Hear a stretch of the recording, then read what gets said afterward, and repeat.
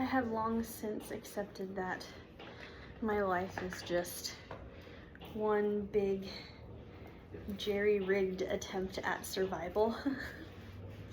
And so I find it odd being in like the liminal space between like rage, acceptance, and defiant joy. And that's the only way I feel like introducing this video. Couple things I want to talk about since it's been, you know, a little bit since I started this. I don't tell anyone, you know, like, share, comment, subscribe, any of that, because I don't. So it's actually a personal thing that I'm working on, but I have this like bad habit of chronic people pleasing, and I get worried that like if I tell someone what to do, they're gonna do it because like I'm forcing them and not because they want to, and that's a personal problem. Listen, like, do with that what you want to do with it. I'm gonna work on my insecurities. I think that there are people out there who love me, and as my bestie says, in escrow. So I think that whoever is here that loves me already, I'm hoping you wouldn't feel forced to be here and interact. Don't. And to those of you who are on the way, we're chilling. Like, if you want to interact, great. If you want to hang out and lurk, also great. It takes me like eons to subscribe to people's channels sometimes. Like, I'll be there just like, wow, amazing, and then they'll say in every video, like, share, subscribe, and I'll be like, yeah, and then I'd be looking like, damn, I've just been lurking for like 3 years. So like, it's a low pressure situation, but like, occasionally I might say, like, you know, if you feel compelled to send something like this to someone you love or someone you're thinking of or someone who you feel like, you know, this might resonate with, like whatever I'm doing, please feel free to do that. And all of those things. There was another thing I wanted to share with you, but I'm just gonna get right into it, and then if I remember, that'll be fine. Because I'm kind of all over the place. I'm having like stuff, as I stated. 4 could be significant to someone. I have 4 cards here. It's interesting. They showed up in a particular order, and they are specific cards. So we'll just get right into it. I promise you, I deleted like 50 videos on my phone, really nice videos, but I got rid of them. So if this shit does the thing again, I'm gonna be pissed, okay? I'm sick of this shit. Alright, so the first one that was pulled, so interestingly, I have waxing gibbous and full moon, both pulled, and for some reason, I need to show you them together. They're both pulled from my moon deck, and I'm just gonna read them back to back. Did I have to do that? I'm trying to think of how. Anyway, waxing gibbous moon, keywords: windfall, success, and preparation.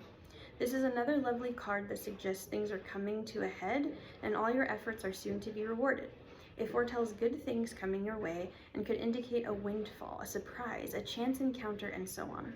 It is a card of abundance and plenty, meaning that the energies of growth are surrounding you now. Oh, hold on. Oh, that's annoying. You know when a sneeze is just like right there and you just, you know, you give it the space to do what it needs to do and it's just like, just kidding. Don't go overboard in celebrations or spending though, as this could upset the delicate balance of energies. Instead, keep a check on your spending habits and make sure that you are saving for a rainy day. It is too easy at this time to become overly self-indulgent. Enjoy the period of abundance without being reckless or becoming a spendthrift. Enjoy the success that you have already achieved, but make sure that you are lining your nest at the same time, in preparation for leaner periods. Be a good steward of all that you already have, so that you always have enough, regardless of outside influences such as the economy. In times of feast, prepare for famine. That is the overall message of this card. Yo, because I've been having a lot of conversations about Joseph lately because, like, I have a Joseph thing. I have a thing. Anyway, full moon. Because okay, maybe I should explain. So, I was raised a form of Christian. And I was raised a form of Christian that really held a lot of value in, like, the trivia of knowledge of the Bible. So, like, pick a random, like, verse, chapter and verse, and like they literally, I was just talking to somebody about this, like literally have like competitions like across state lines where people of all ages do like competition with each other to like, you know, like trivia on the Bible and context and things. So I didn't get too heavy into it, but I got enough to be like, yeah, 5 minutes and 55 seconds. I got good enough to know stories, and I like stories. I'm an author, so like sometimes, I'm not gonna lie to you, like this might piss a lot of Christians off, but to this day I love Bible stories because they are the most scandalous ways to tell humans about themselves that I've ever seen. Granted, I've not read a lot of holy text, but just the storytelling of the Bible, I think the interesting thing is that a lot of people will be like, and then God said, but nobody wants to talk about Joseph and how he was just like a dude, right? Just, you know, little shit. Okay, beautiful little shit, pretty privileged little shit over here, you know, just gorgeous as hell, can wear any color, so they put them all on him type of shit, and his brother's petty as hell. There was beef, though. Like, I'm not gonna get into, like, Bible lore too much, but, like, there was some family shit, just toxic shit in the family, and he was just, like, blissfully oblivious to the intricacies of it, I think, and so he ends up in a situation where he goes from, like, happy to bad, to ooh, to fuck, to ooh, to huh, to whoa, to bruh, to aw. And that's literally how his story goes. And and I know that sounds insane, but like one dude had all that happen, and I think like the first 30 years of his life, okay, he was just like, I don't know how he managed that roller coaster, but one of the things about him is that, you know, one of the iconic things that he does in his lifetime is that, like, after one of his, like, fuck moment, like, the fuck moment is him, like, in prison for some shit he didn't do, but he had to be made an example of for the society he was in. Like, he was a scapegoat, and he ends up in prison, and he's, like, ministering to people still, and then, like, because of his ministry of being able to interpret dreams, this one guy who, like, he interpreted his dream was just like, yo, hey, yo, like, the Pharaoh's got this, like, stuff, and he can't interpret the dream. The Pharaoh trusts me. This guy in prison actually, like, hooked me up. That's why I'm here. Like, get him out. And so, the Pharaoh was like, help me out, bro. And Joseph was like, this is what I do. And so, but it wasn't just like, famine's coming, sorry. It was like, shh. Okay, then what do I do? And then Joseph was like, I've been through hell. So, like, I know how to catastrophize a plan out of this. And so in the time of abundance, because that was the prophecy, was that there was going to be this huge time of abundance, followed by, like, a really dire time of famine. And this is kind of the energy I'm getting, the wax and gibbous moon. That was, like, a fun story to me. But full moon energy is luck, dynamicism, and motion. Such a bright and happy card, which foretells great good fortune and dreams coming true. When the full moon shines on you and your life, you can expect a run of good luck, happy events, and positive outcomes. As the moon reaches its peak, so its influence can bring about a sudden rush of activity in situations that have been stagnant. This card indicates that a time of dynamic movement is about to unfold in your life. It could bring about big changes or a sense of settling down, and indicates that magic is in the air and all around you, so now is a great time to cast spells for what you need. The energies of this card can also suggest a time of craziness, when life gets a bit manic before calming down. If this is at play right now, know that it is a brief period and will soon pass. Take extra care of yourself and your loved ones until the moon madness passes, as it can be a very emotional time. For the most part, though, this is a wonderful card, full of positive energies and good vibes, bringing bright blessings your way, so enjoy it while it lasts. You guys, the thing's happening again. This is like maybe the second time this has happened. where I'm like, look at all these beautiful cards, this is so amazing, and then I just kind of like, what's happening? Why do I feel, oh, okay, all right, because I feel like all 4 of these cards are going to be pretty, which means I need to, but I'm feeling like something else is up. And I've been like playing with the African Goddess Rising deck, so I have a feeling we're going to have a dual conversation here. The next one in my spread is number 12, Super Moon. That one I'm going to do separately. And this one is Fate, Victory, and Reassurance. I knew it. It's a beautiful card too, so it didn't feel, I don't know, y'all. Success. The Super Moon is a card of achievement and success in your endeavors. However, you will be expected to work hard for those achievements, and nothing is going to be handed to you on a plate. This card declares that a time of triumph is at hand. The success could come in any area of your life, be it love, career, business, family, life, or an adventure. When it is present in a reading, know that you are about to experience the kind of power surge that only comes from victory. While feeling victorious is a good thing, it can also make people complacent and arrogant. Ooh. Take care not to let this level of success go to your head and keep your ego in check.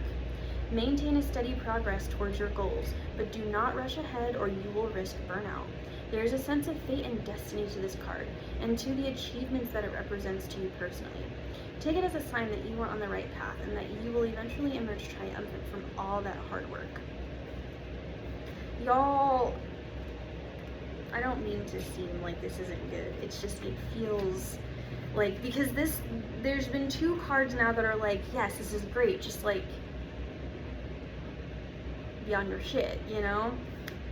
So number 16, Moon Dreaming, is the last card in this one. Intuition, dreams, visions.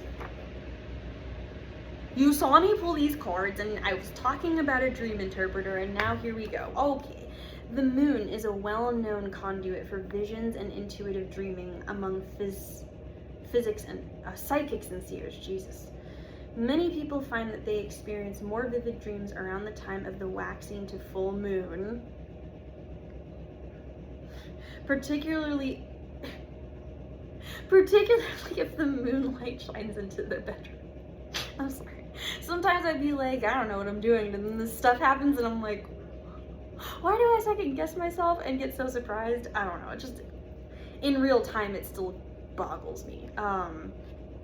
Some people like to leave their blinds open so that the moonlight can spill in and enchant their dreams from afar, while others use sleep pillows filled with sacred herbs to gently nod off into a realm of psychic dreaming.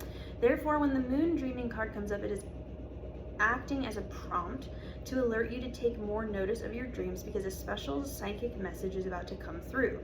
Spraying your pillow with a solution of lavender and mugwort essential oils mixed with water can help to facilitate these dreams. Also, be on the watch for signs, symbols, and messages in your daily life too, as these psychic messages will come to you in more mundane ways, as well as through your dreams. Use a dream diary to make a note of your dreams, and be aware that the universe has a message for you, which is likely to come via your nighttime visions. Homie? Okay. I'm gonna put these over here in the order in which I had them, because I'll put them in the description so you can have that. Okay. I'm gathering that whoever I'm talking to is seeing a lot of angel numbers and synchronicity type deals.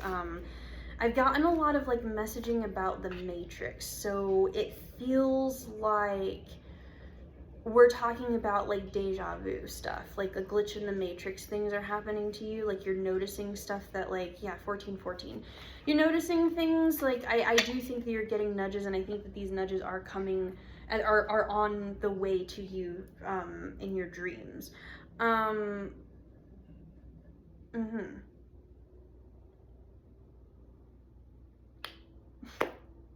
can't make this shit up. Oh my god. The last video I did was from this deck about this Odu who represented OSHUN. You saw me open this deck and let the cards fall out, or which ones called to me, and the first one was OSHUN. So I'm gonna go ahead and just be super transparent with you. I need to lock in because this is like the third time that I have had the feeling that I need to lock in. And this is maybe the second or third time that I have done a video on this channel about OSHUN. So let's get into it. OSHUN's message 25, fearless love. If I can flip through faster. Goddess of fearless love, Yoruba, Nigeria. Temple of lovers, element water. Goddess Oshun is the exalted Orisha deity of honey, sweet waters, love, sensuality, fertility, and beauty. But the Yoruba Lady of Gold's anger and jealousy can also flood and destroy. Guidance. Dare to love. Begin with loving yourself. Allow yourself to be loved. You feel everything deeply. You are porous with a wall around your heart. This is your paradox. Embodiment. You are love, and you are worth loving. Your divine assignment is to remain open to fearless love.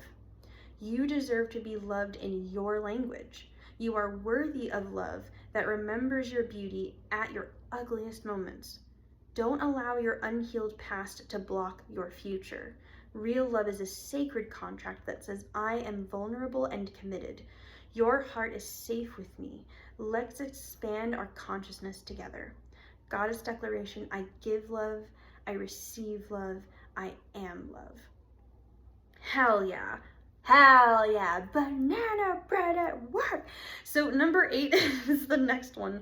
Ngame, desire.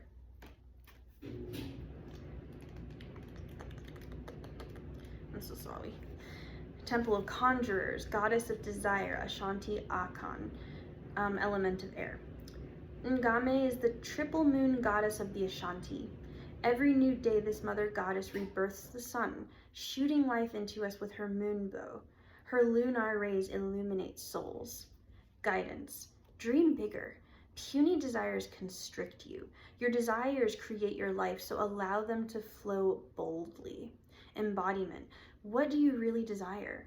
Get specific. See it, smell it, feel it, call it out. What you desire desires you. Does your desire flow from love or fear? Manifestations that come from fear-based desires keep you safe and small. Desires that come from your soul expand your world. Goddess declaration, what I desire desires me. Oh, interesting. I know why this is gonna make things uncomfortable. I'm not talking to, I don't think I'm talking to just feminine energies. And I don't know how else to say that. It just, for context, something that I've always come up against, and I hope that this isn't something that we have to linger in too long in this space, because like that is not what I do here. But I do know that people tend to have a little bit of a rough time being spoken to by different genders about like ascension and elevation and all of that. In spiritual spaces, I think people really need to see themselves reflected. That being said,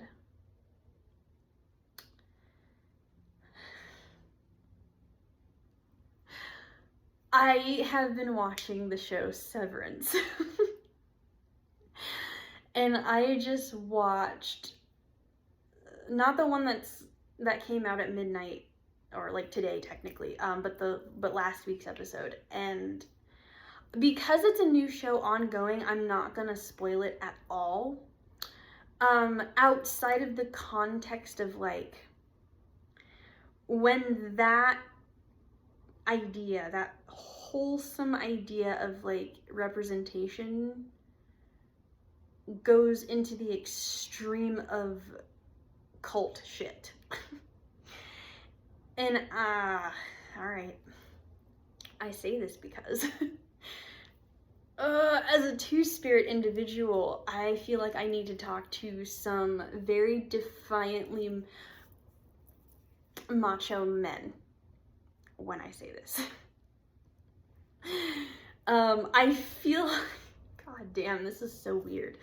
It's weird because, like, I stand on my business. I'm not actually shy about this. It's really not about that. Here's the thing. I'm very comfortable in my masculine space just as much as I am in my feminine space. I have liminality to me, and I believe that that is one of the biggest strengths that I have in this world and in this existence. And that's gonna have to apply here, homie, because, like, I feel like I'm talking to a bunch of people that need to hear not from the perspective of, you know, a chastising antithesis. They need to hear it from energies that they see themselves in some way, shape, or form. I'm talking to a very specific kind of defiant. I think that this person is defiant but still searching for a way to merge harmony within himself and within his home. I am talking to someone who is very mature. I'm talking to a grown-ass man right now. I am not talking to children. So I'm gonna let you know right now, if you're feeling offended by anything that I say from here on out, I really don't give a fuck, because I'm not talking to you. It's not for little kids. I'm talking to grown-ups right now. And specifically, I think I'm talking to a person who identifies as a grown-ass man. So take that as you want to take it. If this resonates with you and you do not consider yourself a grown-ass man, this still applies to you because it resonates. If it don't apply, let it fly, and all that business. But whoever I'm talking to knows I'm talking to them because they've been looking for this answer and they've been on some bullshit lately. So let's have a conversation. Let's talk about Joseph. And then let's talk about these gorgeous ass women who are telling you to love yourself and to desire from a place of love, right? Listen, I understand that you work really fucking hard. I understand that there's some hypervigilance, and I understand that you know that the abundance that you provide in the world is coming from that hard ass work you put yourself through. I get it. I hear you there. Your reasoning for chasing abundance, no matter how good your intentions are your responsibility, my dude. You have the opportunity for abundance, not only because, you know, you're in alignment with abundance, right? Like, these are telling you that you good, and that's just you, right? But in addition to that, it's telling you, like, prep, you know? Yeah, there's gonna be, you know, prep. You don't know. You need the nest egg. You need to have that. There's an entitlement, yes, to this beautiful shit that you get to have from your hard work. But that does not mean that you are suffering because you need to lock it in and do some particulars to, you know, get yourself lined up with some safety. Like, safety net is also a part of the abundance program. And I just feel like there's some bitterness, maybe. I feel like the people that are calling you to this level of divine love and divine desire for love in yourself and in the world are being held accountable for your Joseph level family bullshit that you haven't dealt with. And I understand that you went through some shit. Like, I hear you. If you're not familiar with the intricacies of Joseph's story, I would say turn in your Bibles, but I have beef with the Bible right now. I feel like a lot of these translations have been pretty bastardized in context. So what I will say is go ahead and read it in whatever capacity feels right for you. If you are a person who likes to search for things on your own and you want to, like, you know, look up resources, you know, Wikipedia, whatever, I don't care. Go look it up. But, you know, the sum total of the story is, like, his family was on some fuck shit, and there was beef there that he had nothing to do with. He was born, okay? And he was born in a situation that was not ideal. It was polygamy beef. Like, you know, as a polyamorous person, like that situation really paints a shit ass picture of like what it could look like with a different family style. It's just fucking awful. Like, just ugh. And he came out just born into the BS, and, you know, with abilities, with the ability to be very spiritually connected to interpreting dreams and what those, like, to basically divine messages. And nobody told him he should have some fucking humility about it, and he's a kid, so obviously he's going around talking out the side of his ass, not thinking about the real deep fuckery that had occurred before he got there. Generational fuckery, okay? Like, there's some generational stuff that just keeps leaking into the next generation. So he's over here just being an innocent shit ass. You know, his dad is just not picking up on, I don't really know, his dad was messed up a little bit too. So he's over here being a dick to all his other kids and being super nice to his, you know, favorite son. And yeah, it sucked, like, for the others. And so there were, you know, his brothers took a route that really wasn't okay and like sold his ass and like faked his death and like sold him to slavery. He ends up in Egypt, and like, he's doing a good job. Like, he has favor, like, despite the fact that he's in captivity, like, you know, he's being treated okay, like, you know, and he's doing really well. Like, so then the guy who he's working for is like, I don't like you, like, I want to give you, you know, I want to give you better, you know. And then like his, you know, the owner's wife is over here like hot and heavy for this fine ass man that came in here cleaning her toilets and shit. So she tries to take advantage of him, which, like, let's have a conversation about it. Like, homeboy is a beautiful man in a position of servitude to a man who is doing, you know, basically charity work. He doesn't have to be nice to his slave. But he's in alignment with a higher power that called him to that level of kindness. But his wife was called to fuck shit and is some kind of like rapist because she tries to rape this dude. I don't know if I'm allowed to say the R word. I might get censored. I'm very sorry if I get this thing taken down, but that's what happened. And so basically, he runs away, he gets away, he has to like kind of like get away from her, and then he gets blamed for it. So let's have a conversation real fast. From a femme-presenting to spirited person who is very much in tune with the sentience of my masculine side. You can put those words together in Google and see what that means to you. But I am an assault survivor. I have been assaulted by people who societally never get held accountable because it's usually only you who gets blamed for these things. It is a very like niche market of people who listen to mask presenting individuals' stories about assault. So I hear you, bruh. You've been through some stuff. I hear you. And then to take it further, this boy goes to prison for it after getting blamed. She's over here turning it around saying that she was the one who was hurt. Now he's the one in prison. He knows it's not true. Her husband knew it wasn't true and did it and put him in jail anyway. And then he's with these two guys who have these crazy dreams. One of them is destined to die. The other one's destined for abundance. He tells them both the truth. It happens. And then he's just there doing the best he can with what he has to work with. The dude who has the abundance has the ear of the Pharaoh who has a dream.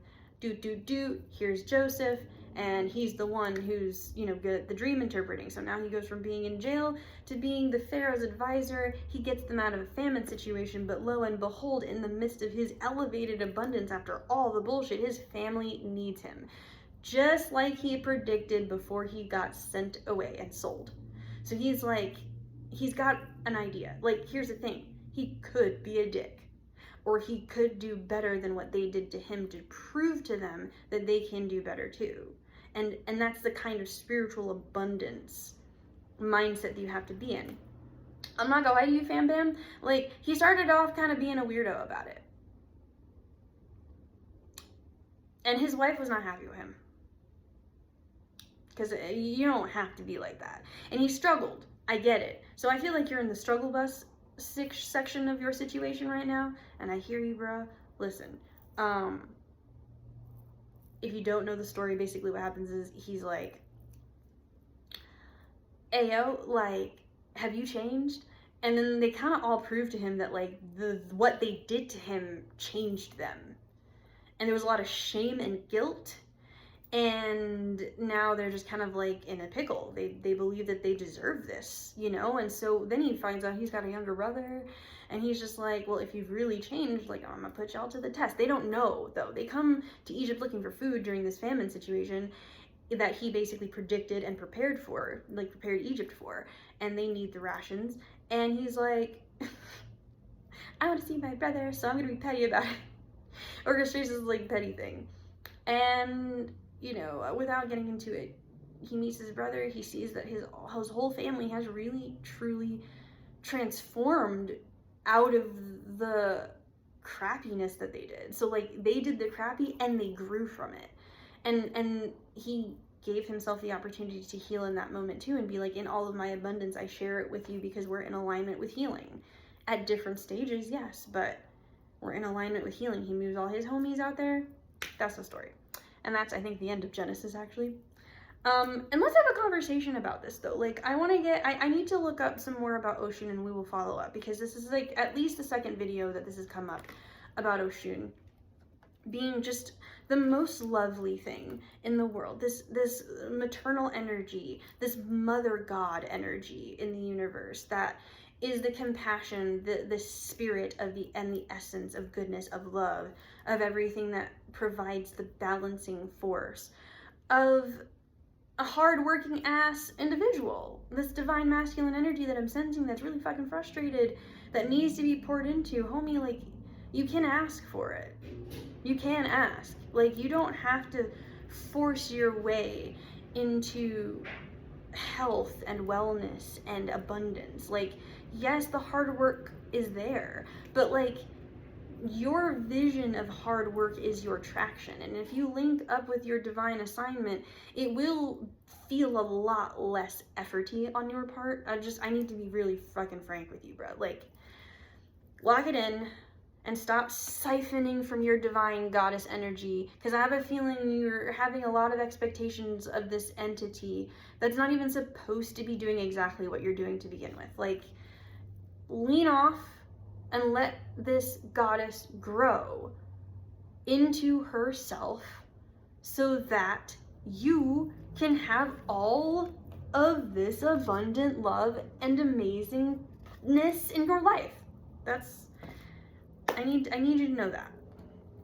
I need you to know that, fam bam. Like, and this is coming from the masculine side of me that hears you, because I have experienced similar to you, and I hear you, that, and I hear the unheardness in you. I hear the suppression in you and how frustrated you feel, and I get it, and I'm sorry, but like, I'm not gonna lie to you, you either need to move on or accept the fact that you're just stuck in your past.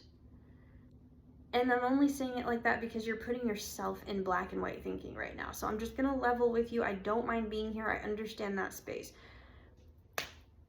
Pick one so you can figure it out. Like, you're stuck. You got yourself stuck here, bro. Like, there's infinite possibilities, and you know that, and you're not putting it together in your own self. So all I'm saying is, like, and if this is how you got to talk to yourself in order to figure yourself out, I'm just letting you know, like, fam bam, you're either gonna let it go or not.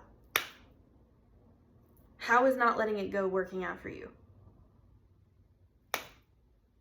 Does it feel super abundant, bro? And the times that you have let your shit go, how's that been working? You liked it, didn't you? Yeah, we should probably stick to that meal program. Stick to the diet of locking it in, focusing in, staying on your shit, being in alignment with your family and your community, and collaborating. I need you to get in a more collaborative space, my guy. I know you're hurting. And I also know that you're hurting, and the person that you're really like blaming actually really does want to help you. Like, I really do think that it's time for you to start realizing how abundant you are.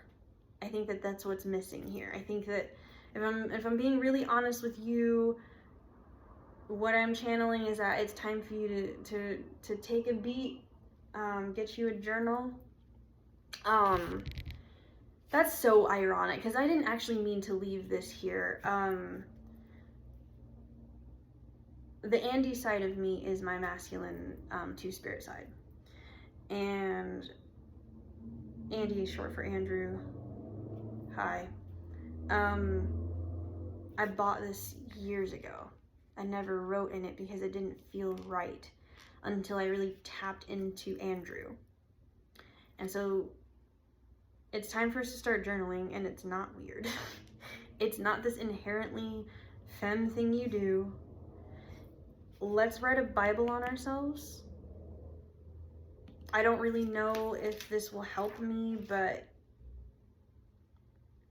I'm an alchemist, so I'm sure it will. It's time to write the Bible of yourself. It's time to lock it in with yourself, because I think that sometimes what you trip up on when you're locking in with whatever divine space you take, because I'm not actually talking to Christians either. I'm telling a Christian story, but I'm actually talking to a lot of different people when I say this. So whatever divine assignment you have, whether that is your psychology, whether that is your like widely known, spiritual practice of, things that we largely know, whether that is a private, collaboration with you and your ancestry, you and your community, you and your culture, whatever that looks like for you, it's time to start writing that and then collaborating with that. Because I think deep down inside, you don't think you're a shit ass, and I don't think you're a shit ass either. I think you're a person, and I think you're not much different than the stories told in these divine spaces that you occupy, I think is what I'm trying to say. Yeah, that's what I'm trying to say. Lock it in with whatever divinity that you align with by locking it in with yourself and comparing notes. Because I think that what we're missing is that there are a lot of people who are living a lifestyle out there shouting at us, telling us that we have to live like their standard. And I've stopped looking up to people who are not living the life I want to live. And I started looking up to myself. I was watching the John Leguizamo documentary or comedy special, and his son said, my hero is me. And it's not because I'm not proud of where I come from. That is not it. It is because it's time for me to elevate those voices to a higher level of consciousness, and that has to include my story. And then you will find that the tapestry woven throughout your life does include you. And whatever it is that you connect with in that spiritual way is, I think, gonna align more with who you truly are deep down inside. Not what society is implanting in you.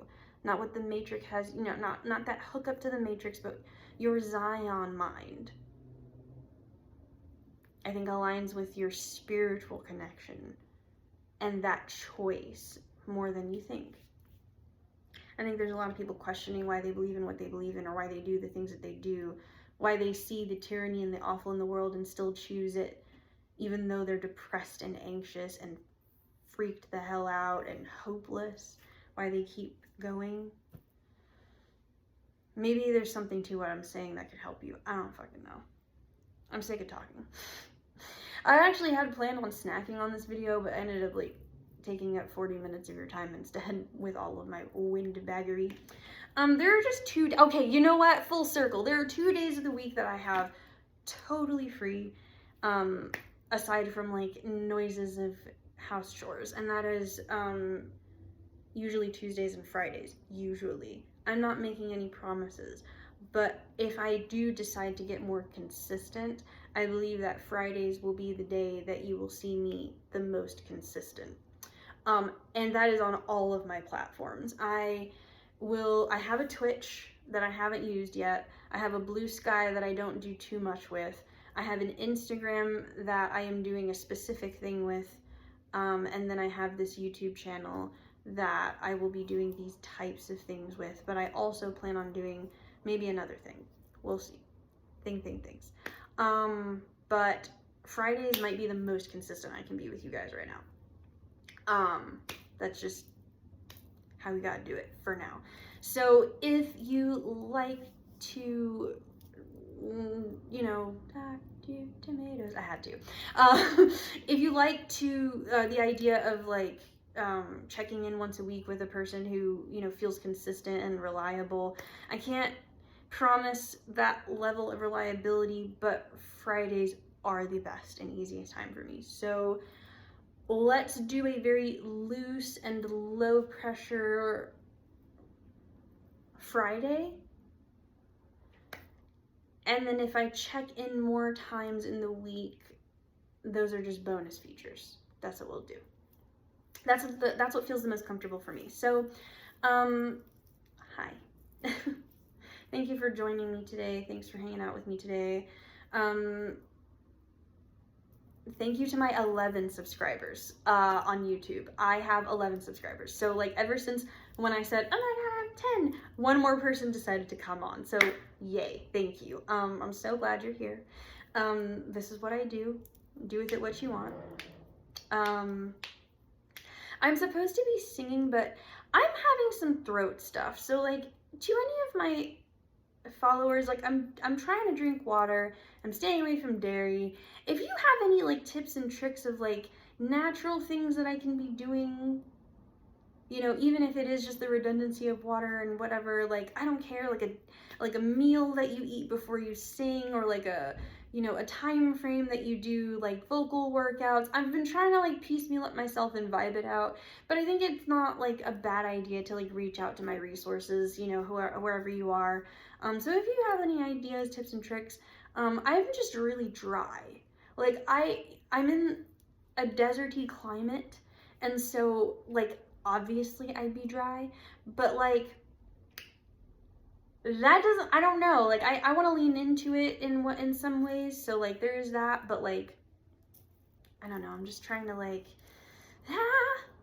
I don't know, like I don't know, I want to sing, but it feels like I'm not connecting with my voice quite well. I don't know why I feel like I need to vent, but like, you know what, I just come on here, try to be really love and light for y'all, but you know what, I just need to get something off my chest. I'm having vocal things, oh yeah.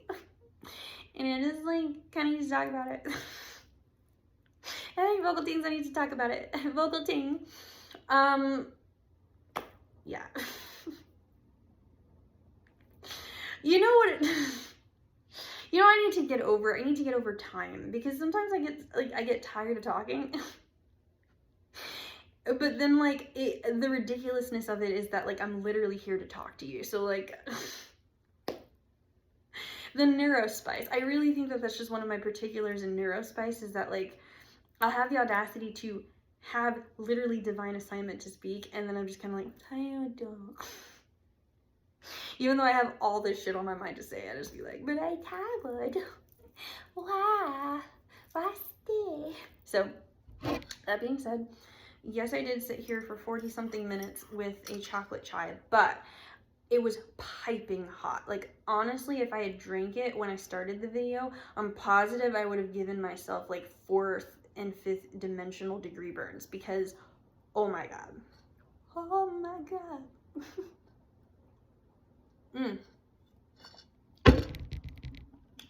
Yeah. God is a Woman by Ariana Grande is the vibe I'm having right now. And I think that I'm not gonna sing it though, because you're not about to catch me out here trying to hit Ariana Grande notes. In my time and millennial time, it would be, you're not about to catch me out here trying to hit Mariah Carey notes on this dry ass desert throat. Hell nah. But I will say, but I will leave her shit in the comments, because this is the vibe, okay? Like, I loved the music video. I loved the vibe. And you know what I feel like?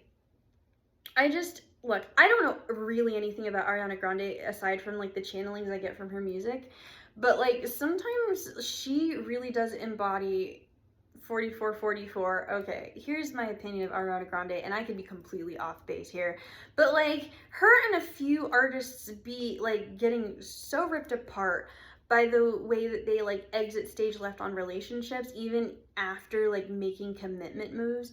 And I find it so interesting because like it's such an interesting perspective to have on like someone's capacity to set boundaries for themselves at any stage of a relationship. Like I find it weird that like once you're married, like you don't get to set a boundary ever again. Like you never get to like want better for yourself. You never get to like have a sense of entitlement over yourself ever again because now you're married and you're a spouse. And that's super weird to me. Like it's really weird to me because it's like if mistreatment and disalignment is happening at any stage, you have the right as an individual autonomous person to move the way you need to move so that you can keep doing the ministry work you need to be doing, which is why I honestly think is the only reason why Jesus didn't get married.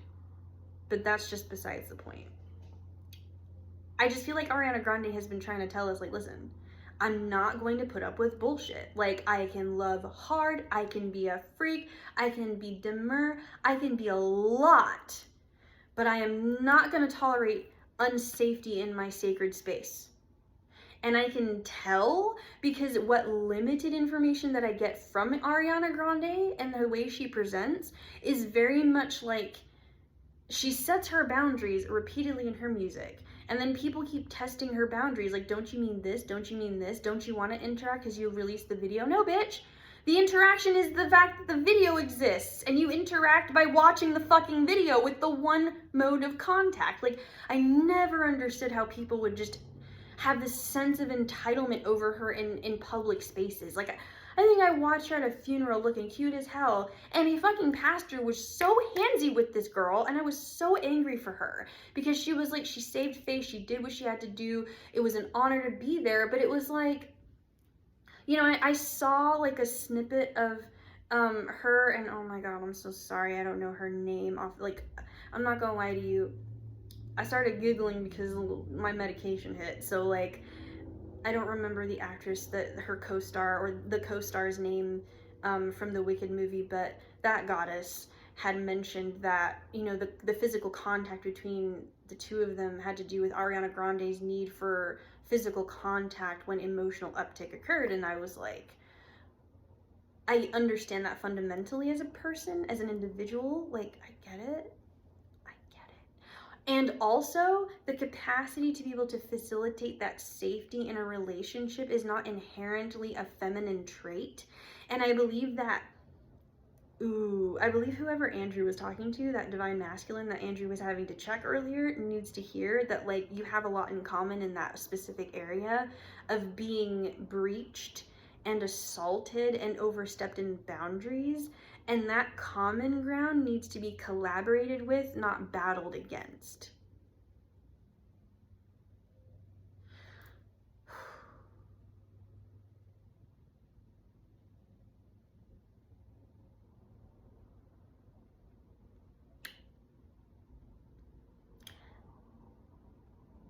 We need to get this balance thing going, you guys. Within ourselves, in whatever way that means to you, whatever self-acceptance and self-love, fearless love you need to embody. You need to need it and desire it. You need to be in love with yourself to get it. Because, like,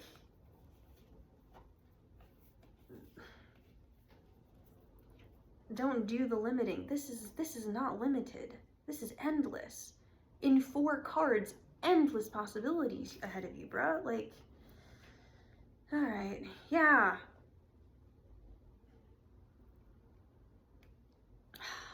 Gods, goddesses, godexes, divinity of all. It's time to lock it in. We gotta do better. And we gotta like embody the things that make you feel divine. I think that God as a Woman is the song that this divine masculine energy needs to be listening to. And you need to be in a place of total reverence for the love of your life when you listen to that. Not for the person who pissed you off earlier, who got right up under your skin and pressed every single correct button, but the overarching entity that is the love of your life, the one that you committed to. And I really need you to lock it in with that version of the person that you know is truly there with you, not the version that you painted into the reason why they hurt you because that makes it easier to be mad at them, but the version of them that you know deep down inside is your soulmate. Lock it in and listen to that song, God is a Woman.